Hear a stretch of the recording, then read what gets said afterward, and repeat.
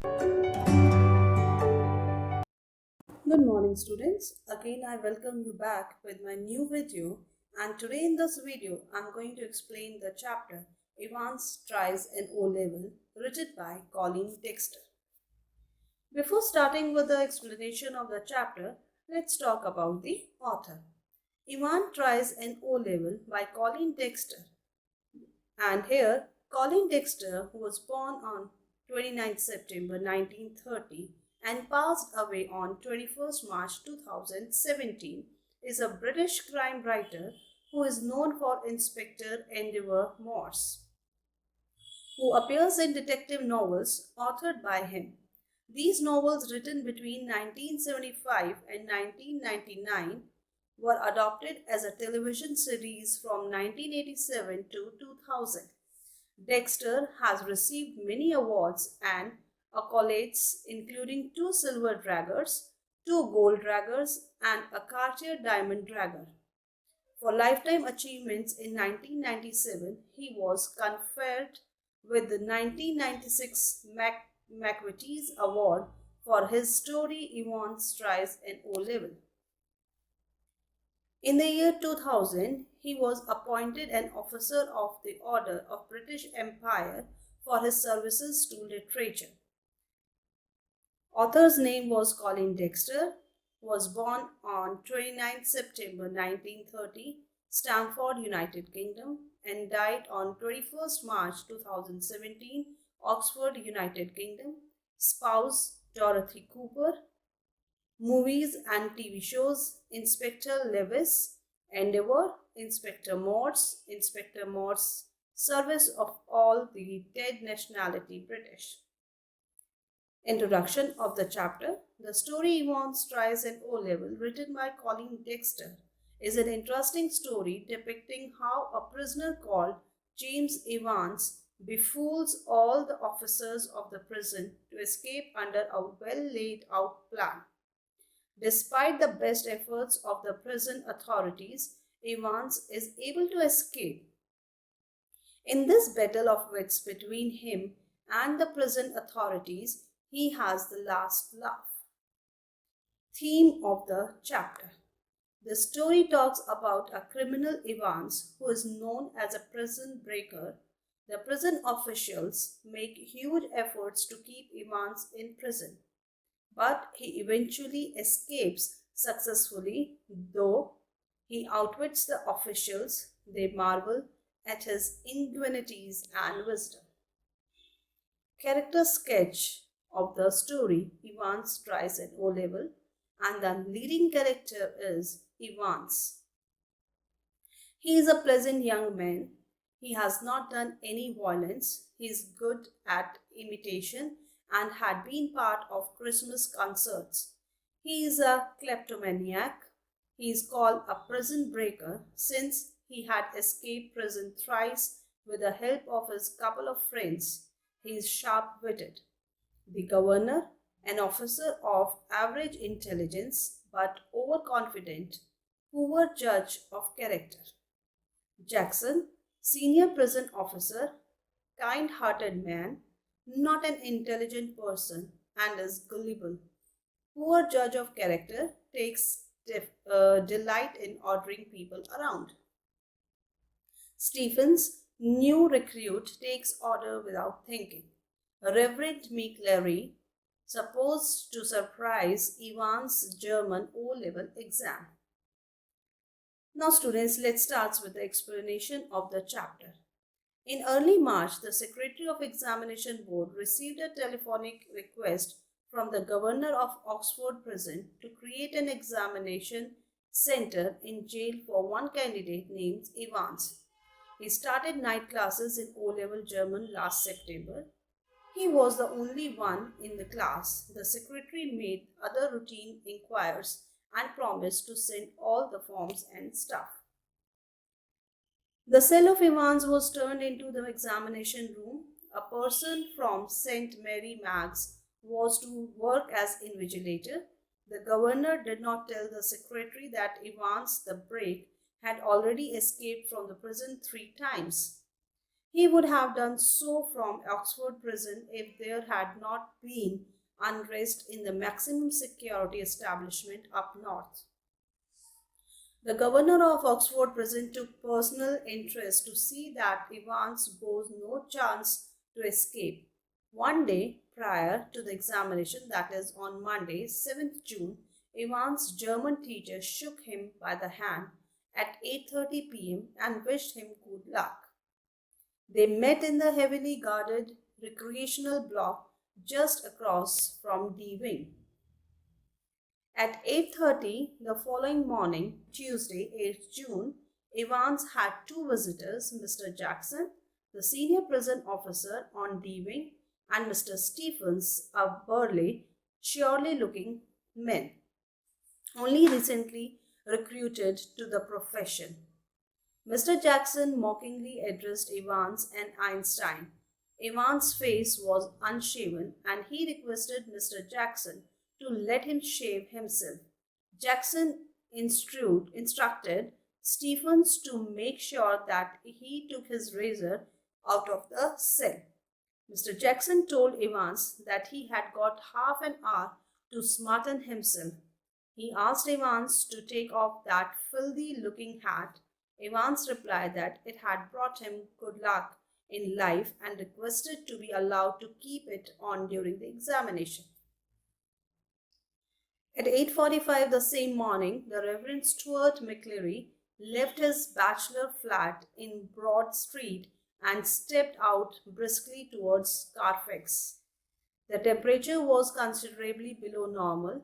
A long black overcoat and a shallow-crowned clerical hat provided welcome protection from the steady drizzle, which spattered the thick lenses of his spectacles.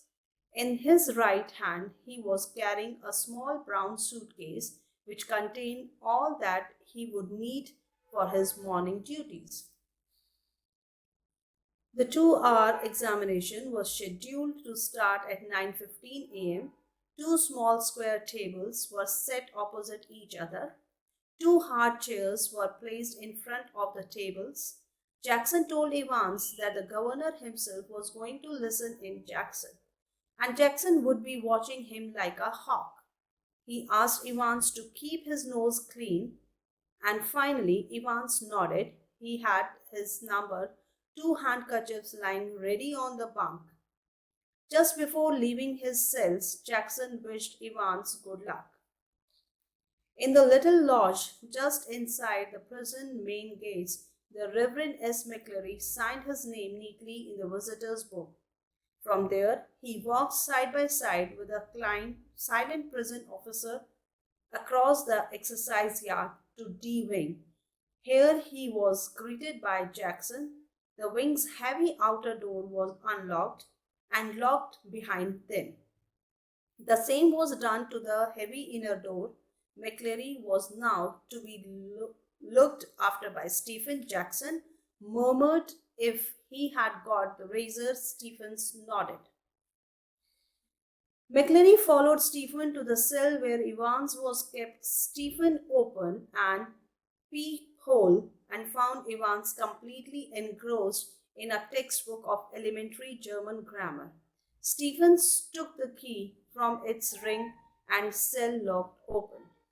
It was 9:10 a.m. The governor instructed Jackson to tell Evans of the temporary little precautions. The governor thought that Evans might try to take advantage of McCleary. Evans had been got rid of any potential weapon, but that about innocent McCleary, he might bring a jackknife. Evans might hold him a hostage with it. The governor phoned Jackson, who lightly frisked McCleary's clothes. Then he searched the contents of the suitcase. He was puzzled to find a semi-inflated rubber ring. McCleary explained that he suffered from hemorrhoid when he sat down for a long time. Then he found a paper knife at the bottom of the case. Very politely, he took it away. Examination started a bit late. The governor heard the voices of the invigilator and the examinee. It was now 9:20. Evans objected to the presence of Stephens as it disturbed his concentration. The governor ordered Jackson to get Stephens out of that cell. Then the examination began at 9:25. There was a great calm. At 9:40 a.m., the examination board rang through. An assistant secretary informed the governor that there was a correction slip which the dealing hand had forgotten to place in the examination package. The governor put him straight through to the Mr. Jackson in the wing. Meanwhile, he checked whether the phone call was fake or some signal was secret message. He dialed the number of the examination board but heard only the staccato bleep of line engaged. 2 minutes later, the governor heard some whispered communications in the cell. McCleary was dictating the correction. The governor had taken German in the sixth form. He remembered all about the agreements of adjectives. Then he received a phone from the magistrate court. They needed a prison van and a couple of prison officers for a remand case. For the first quarter of an hour, Stephen had dutifully peered through the peephole at intervals of 1 minute or so, and after that, every 2 minutes at 10:45 a.m., everything was still all right. Evans, with his pen between his lips, starts staring straight in front of his towards the door, seeking some inspiration from somewhere. Opposite him sat McCleary. His hair was amateurishly clipped pretty closely to the scalp. At 10:50 a.m., the receivers made a short, sharp sound. The governor realized that he had almost forgotten. Evans, for a few minutes, Ivan was asking if he could put a blanket around his shoulder, as it was a bit chilly there. McCleary told Evans to be quick about it at 10:51 a.m. Stephen was surprised to see a grey blanket wrapped round Ivan's shoulder. He frowned slyly. He looked at the examinee more closely. At 11:20 a.m., the receiver once more disturbed the silence of the governor's office. McCleary informed Evans that only 5 minutes remained. The examination was almost over now, but something still gnawed away quietly in the governor's mind. He reached for the phone once again. At 11:22 a.m., Jackson shouted along the corridor to Stephens. The governor wanted to speak with him. Stephens picked up the phone and listened to the rapidly spoken orders. Stephen himself was to accompany McCleary to the main prison gate. He was to make absolutely sure that the door was locked on Evans after McCleary had left the cell. At 11:25 a.m., the governor heard the final exchanges. He heard the door clang for the last time. The examination was over. Stephen walked beside McCleary to the main gate. His long black overcoat encouraged the illusion that he had suddenly grown slimmer. Stephens felt pleased that the governor had asked him and not Jackson to see McCleary off the premises, and the morning had gone pretty well. He re-entered the wing and opened the peephole of Ivan's cell, and he saw a man sprawled in Ivan's chair. The front of his closely cropped, irregularly tufted hair was covered with red blood, which had dripped already through the small black beard. It was now spreading over the white clerical collar and down into the black clerical front. Stephen shouted wildly for Jackson. The words penetrated McCleary's ears. He felt for his handkerchief and held it to his bleeding head. He gave a low moan and tried to speak, but his voice became gradually quieter and then stopped. Police and ambulance were called in. McCleary slowly raised himself. He found the German question paper on the table. He told Jackson to get the governor. He claimed to know where Ivan was. Almost immediately, sirens were sounded and the whole prison's machineries went into action. Jackson and Stephen supported McLeary on either side. They met the governor in the prison yard. McLeary drew the governor's attentions to German question paper. A photocopied sheet had been superimposed over its last page. Originally, it was blank. The German text was translated. It made an interesting reading. It contained a plan of action. A police car came to the doors of the prison detective. Superintendent Carter came out and greeted the governor. Before the governor could explain anything, McLeary told the officers to go to Elsfield Way, where Evans injured. McLeary accompanied the police, and the governor read the last portion of the German text. From Elsfield Way, drive to the Headington roundabout. The governor was angry at Jackson and Stephens. Evans had managed to conceal not only a false beard, a pair of spectacles, a dog collar, and all the rest of his clerical paraphernalia. He also had a weapon with his. He hit McLeary across the head. The governor was still concentrating on the last line of the German text. The word New Graben troubled him. It seems to be Newbury. He asked his driver to take Jackson and Stephens to St. Aldate's police station and contact Chief Inspector Bell there. The governor then went to his officer and phoned Bell immediately. Bell promised to get him. The governor sat back and lit a cigarette. It had been a beautiful laid plan. However, it was carelessness of Evans to leave the question paper behind. The governor hoped to get Evans back with the help of clues.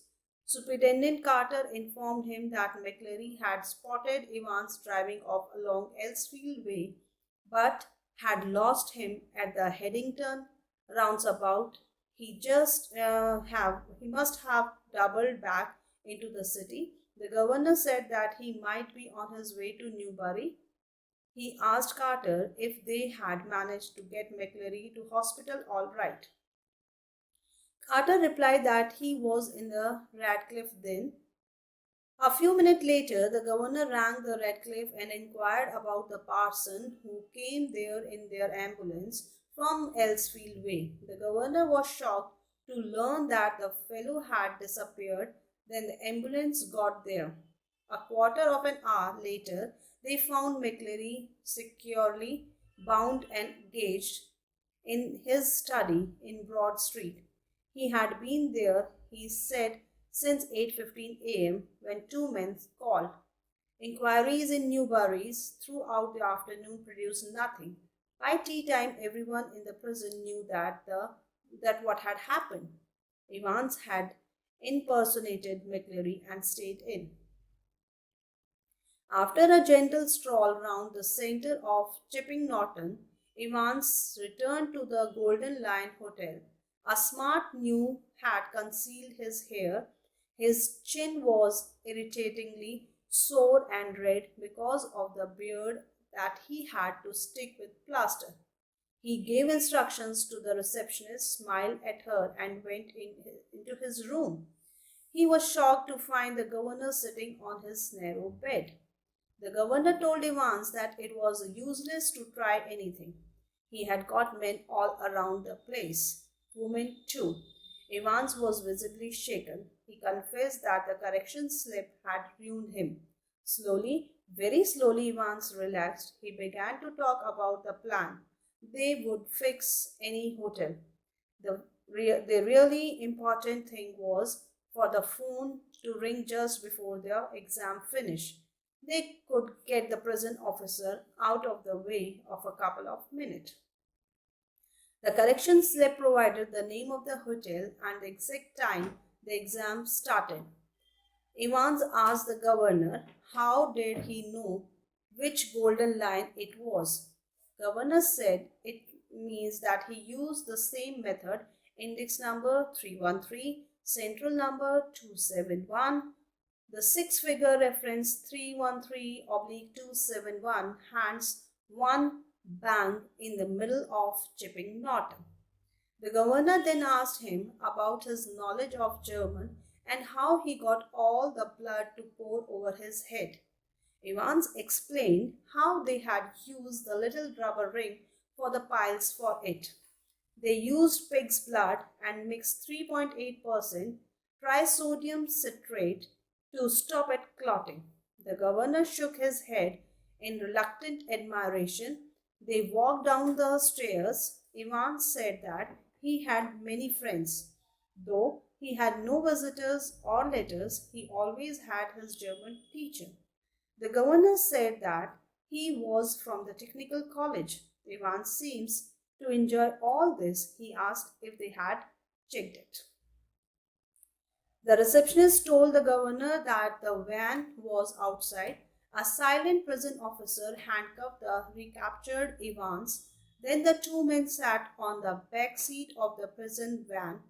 Evans said that O-level Italian classes were coming up next September. The governor said that perhaps he might not be with them. Evans pondered over it and thought that he wouldn't. As the prison van turned right from Chipping Norton on the Oxford Road, the silent police officers unlocked the handcuffs. He leaned towards the driver and asked him to move on fast.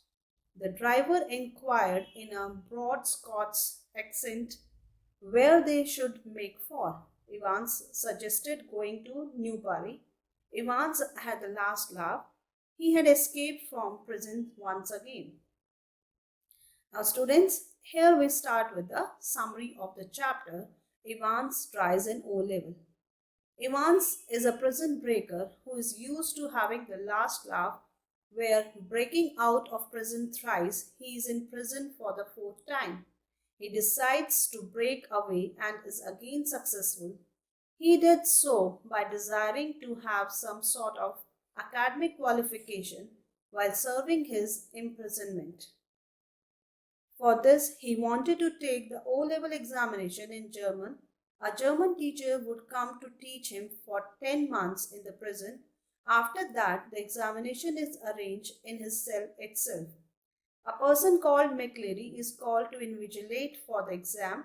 The governor himself supervises all security arrangements lest the prisoner might escape during the exam. Two prison officers were deputed to keep an eye on him. The person left with all the papers after the exam got over. However, later it was discovered that Evans had escaped in the guise of the parson. Evans had badly wounded the parson behind the prison cell. The parson tells that he knew where Evans might be found. At once, he was sent in a police van to catch the prisoner. Since the parson was bleeding profusely, he was taken to a hospital on the way. Later, it was found that no wounded parson had ever come to the hospital. Now, it was known and realized that Evans had not escaped in the guise of the parson McCleary. He had stayed in and befooled the entire prison staff.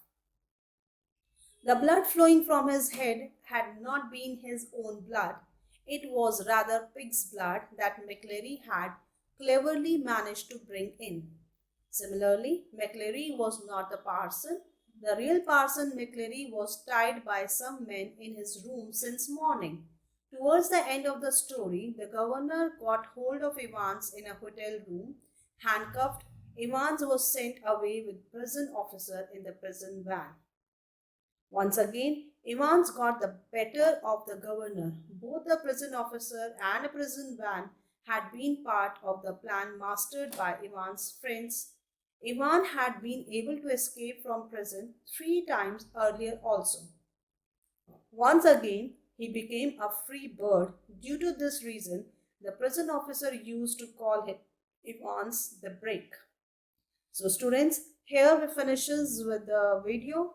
I hope the chapter is clear. Go through the chapter and make sure everything is clear. So, thank you for watching my video.